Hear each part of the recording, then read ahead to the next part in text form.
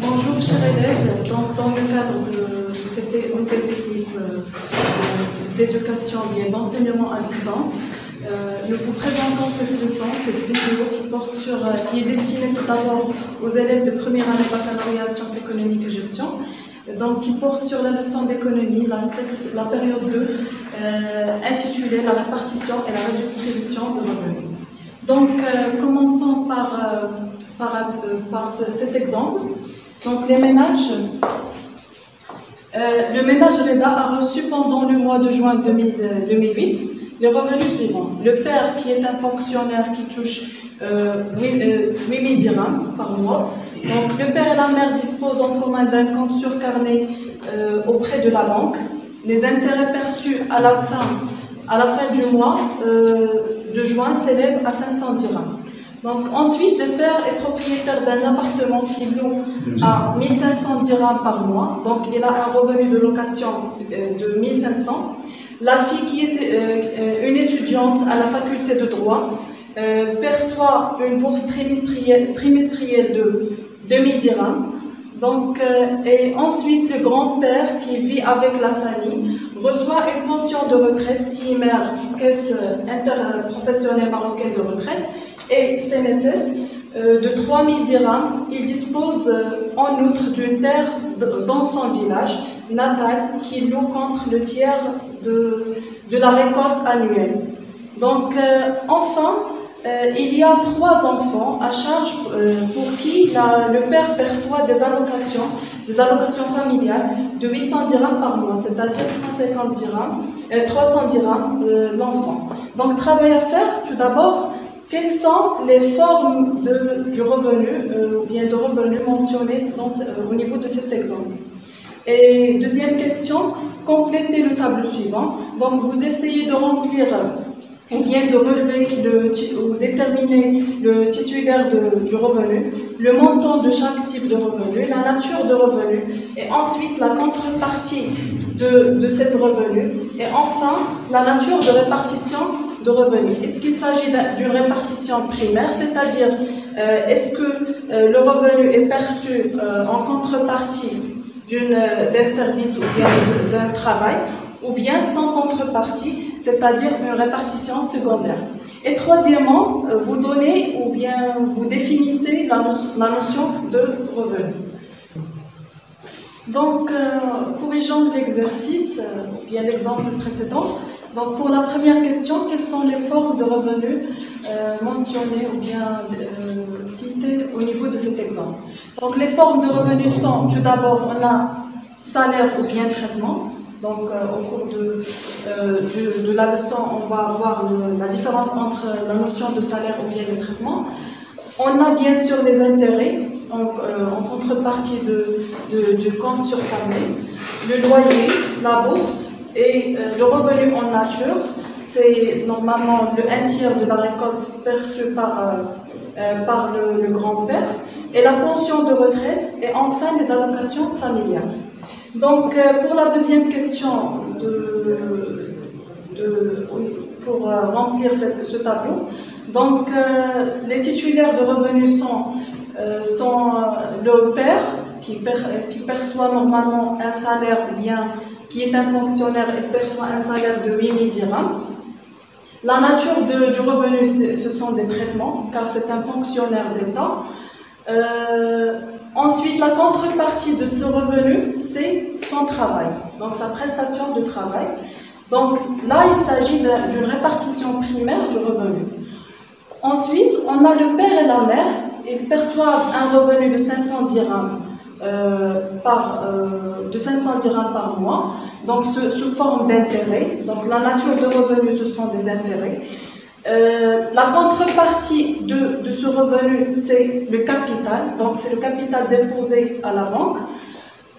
Ensuite, on peut dire que la nature de cette répartition, de la répartition de ce revenu, c'est une répartition primaire, car ce revenu est en contrepartie du capital.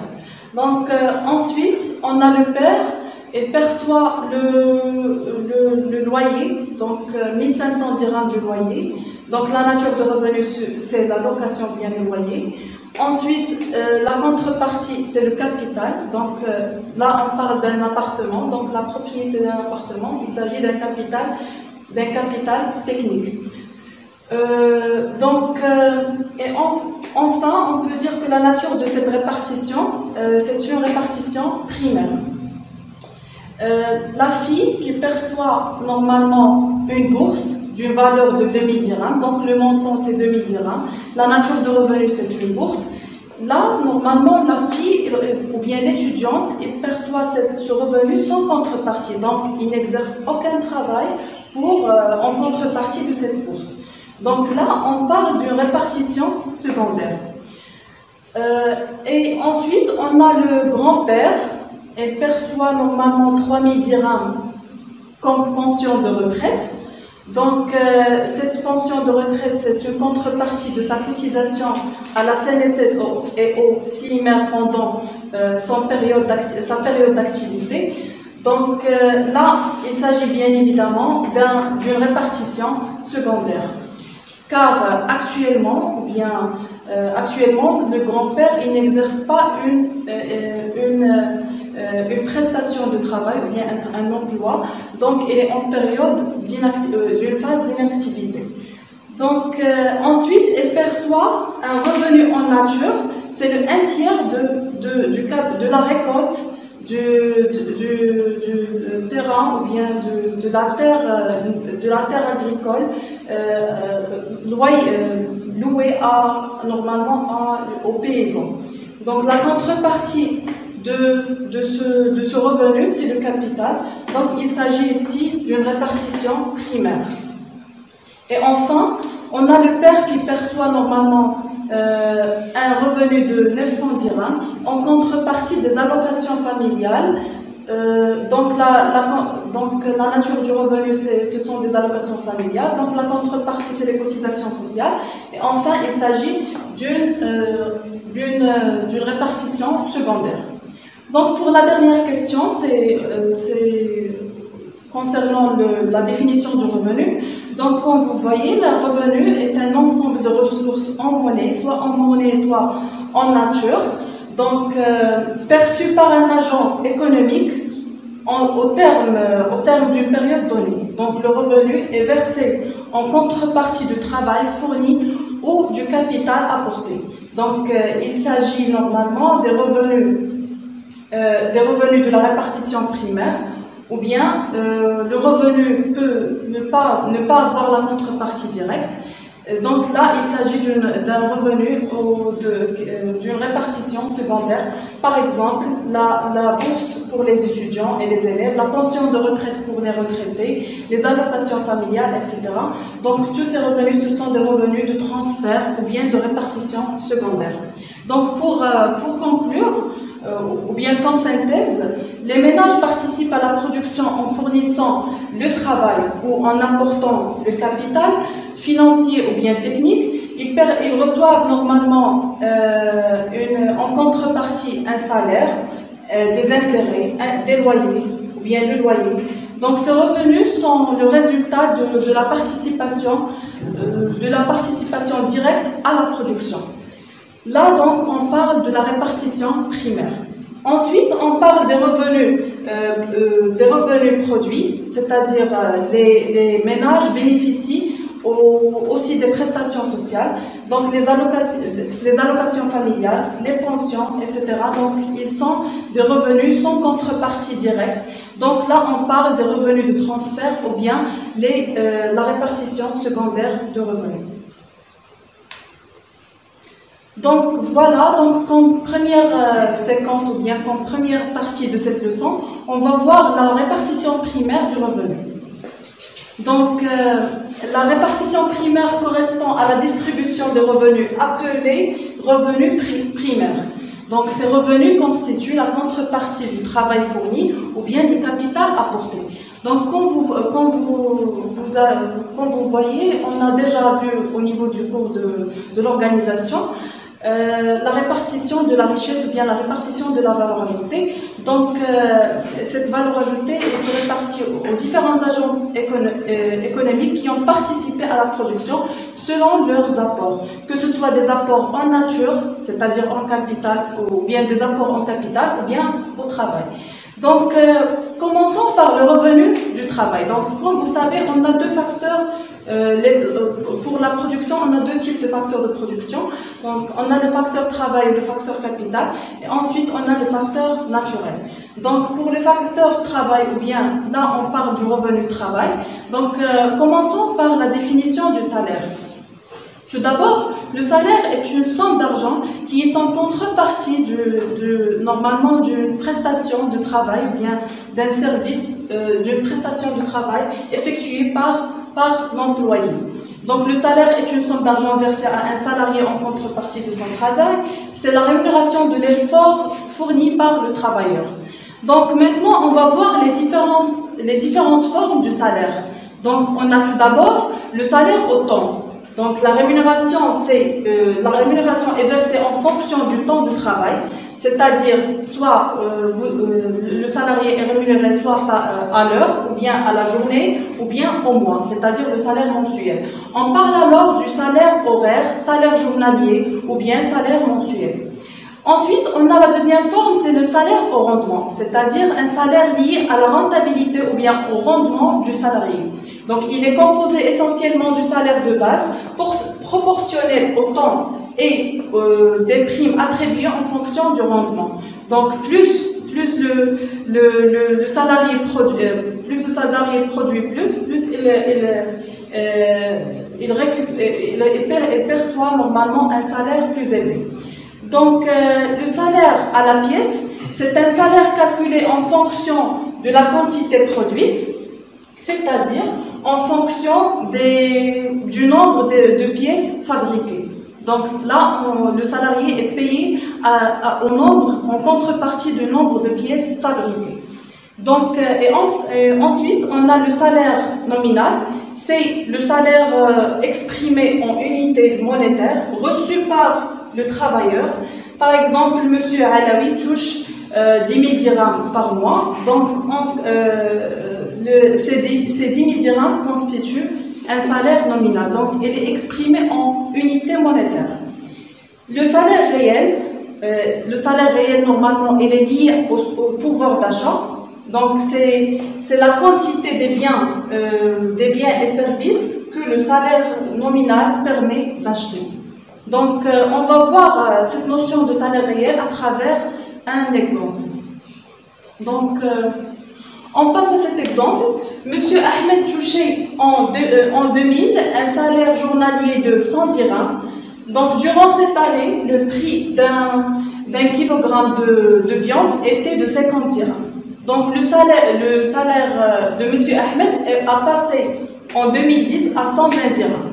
Le jour et voilà, à 120 dirhams le jour, donc, et le prix d'un kilogramme de viande a passé à 110 dirhams. Donc, comme vous voyez au niveau de ce tableau, on a les années, le salaire journalier, le prix d'un kilogramme de viande et la quantité de viande achetée par le salaire journalier. Donc, en 2000, monsieur Ahmed, normalement, il a touché il touche normalement 100 000 dirhams, donc 100 dirhams, pardon. Donc là, le prix d'un kilogramme de viande est de 50 dirhams, donc il a pu acheter normalement 2 kilogrammes en 2000. Mais en 2010, sa consommation a diminué, donc il achète 1,71 kg.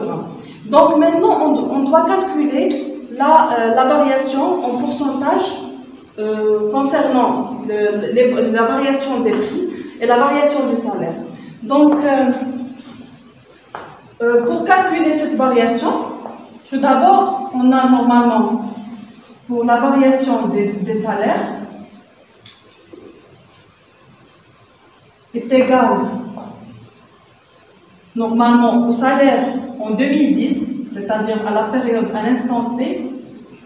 Donc, c'est 120 dirhams, moins le salaire de 2000, la période T0, divisé sur le salaire de la période normalement précédente.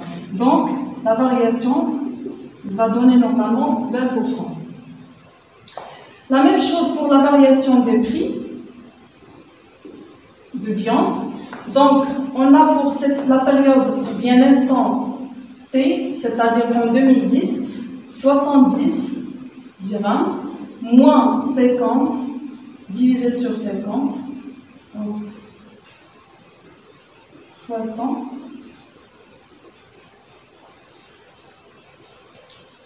Voilà, donc est égal.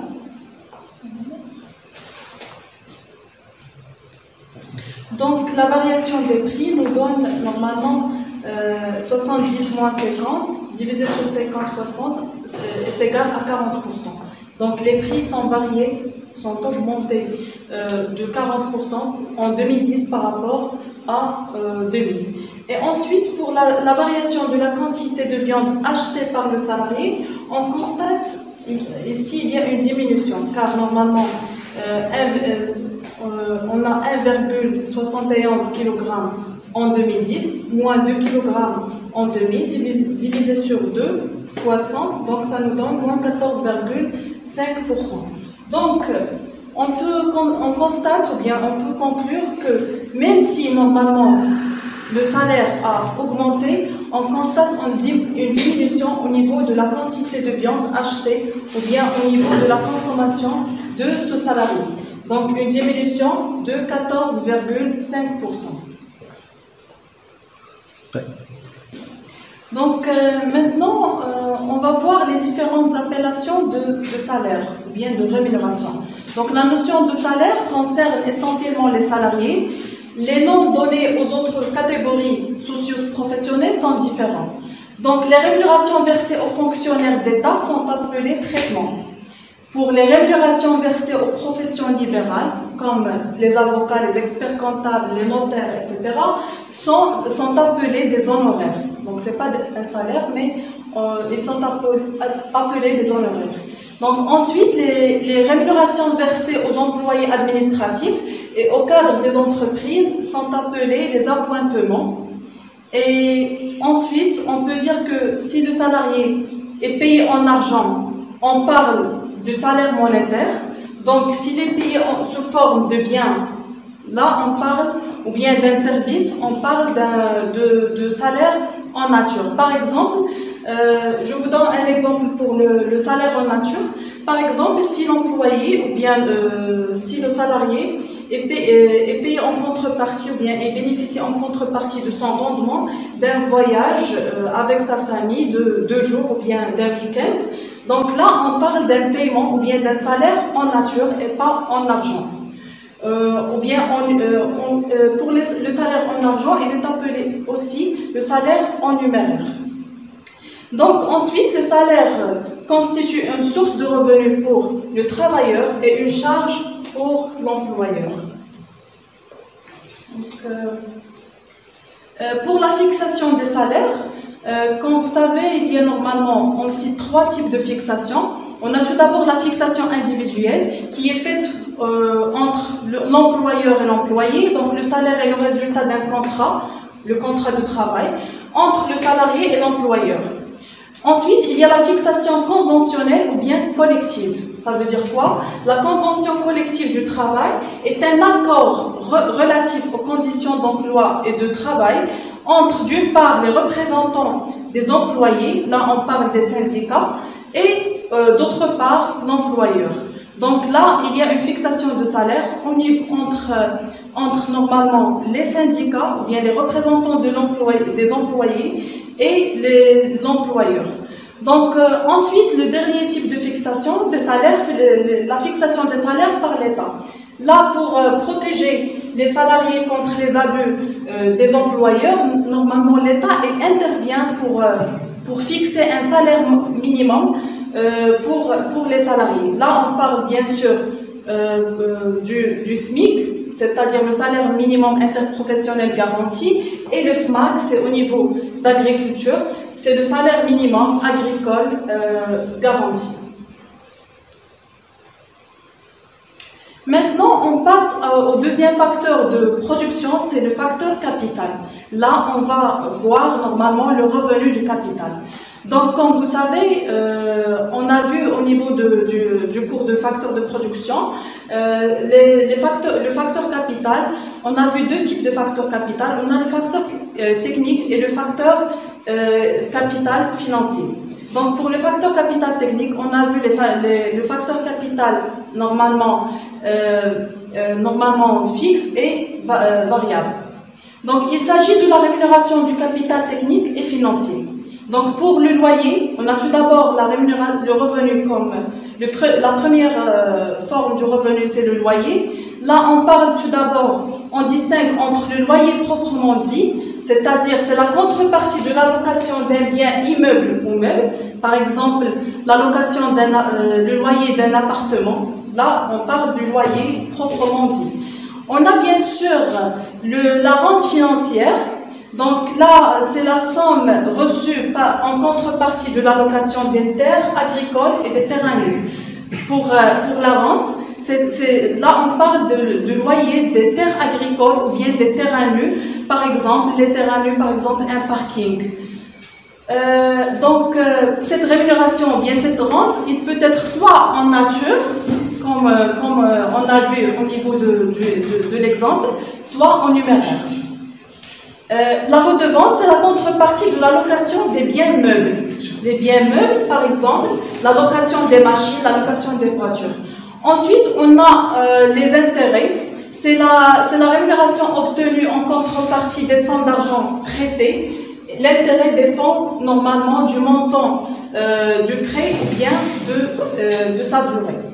Donc, et enfin, on a le profit. C'est le revenu qui reste à l'entrepreneur après avoir rémunéré les facteurs de production et après avoir payé les impôts. Donc, il est réalisable lorsque les produits, normalement, ils dépassent les charges.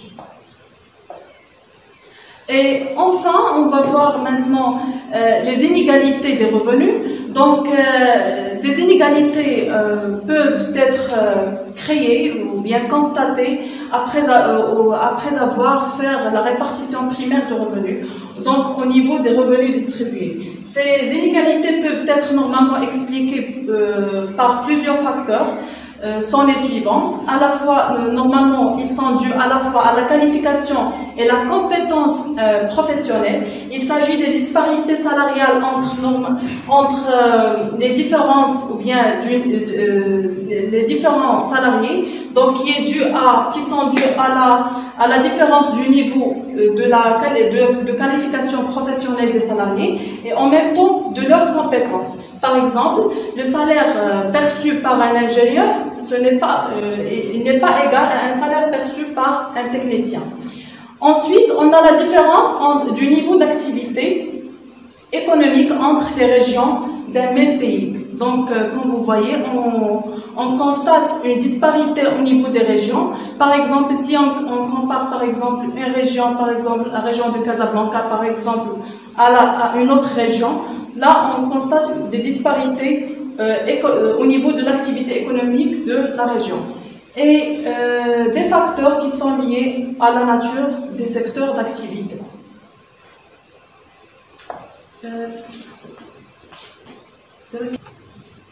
Donc, après avoir expliqué la répartition primaire du revenu, on passe à la répartition secondaire, bien la redistribution des revenus.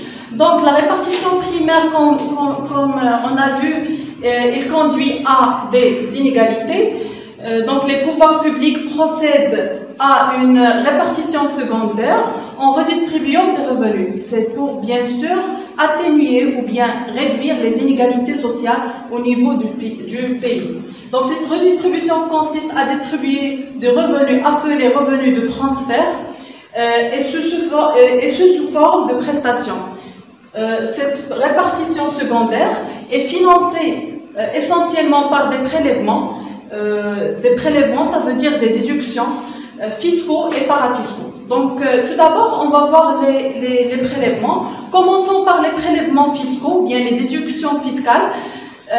L'État intervient par l'impôt, qui est un prélèvement obligatoire effectué par les autorités publiques sur le revenu et sur la consommation sans contrepartie directe. Donc, on distingue entre deux types d'impôts. On a l'impôt direct, normalement, qui est prélevé directement du salaire ou du revenu. Normalement, il est prélevé directement sur le revenu. Exemple, l'impôt sur le revenu, c'est-à-dire l'IR, et l'impôt sur les sociétés ou bien l'impôt sur les bénéfices. Ensuite, le deuxième type d'impôt, c'est l'impôt indirect. C'est un impôt qui frappe les dépenses ou bien la consommation des ménages. Exemple, c'est la taxe sur la valeur ajoutée. Donc, c'est la TVA. Là, pourquoi il est appelé un impôt indirect? Car normalement, le consommateur final qui supporte cet impôt, il paye l'impôt à l'entreprise et normalement, l'entreprise paye l'impôt à l'État, c'est la TVA facturée, c'est la TVA récupérable. Et pour le consommateur, il paye la TVA facturée. Donc là, l'entreprise ne constitue qu'un intermédiaire entre l'État et le consommateur final pour payer cet impôt, c'est-à-dire la TVA. Ensuite, on a les prélèvements parafiscaux. Il s'agit de prélèvements sociaux. Par exemple, on parle des cotisations sociales. Ils sont prélevés obligatoirement à la source et versés aux organismes de sécurité sociale. Donc, ensuite, on a les revenus de transfert. Là, on parle tout d'abord des prestations sociales. Donc, ils représentent un effort social pour prendre en charge les risques que l'individu seul peut difficilement supporter. Donc, s'il ne bénéficie pas d'un revenu élevé. Par exemple, les allocations familiales, c'est le montant mensuel des allocations familiales qui est égal à 300 dirhams actuellement. Après la réforme de, normalement, juillet 2019. Donc, pour les 3 premiers enfants et 36 dirhams pour chaque enfant du 4e à 16e. Donc, pour les allocations familiales, donc, on a 300 dirhams pour les 3 premiers enfants et 36 dirhams par mois pour les 3 derniers.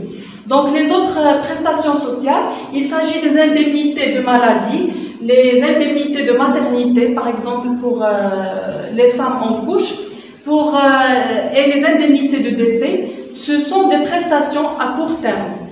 Et on a des prestations à long terme. Là, on parle des pensions de retraite, des pensions de survivants et les pensions d'invalidité. Et enfin, on a les autres prestations.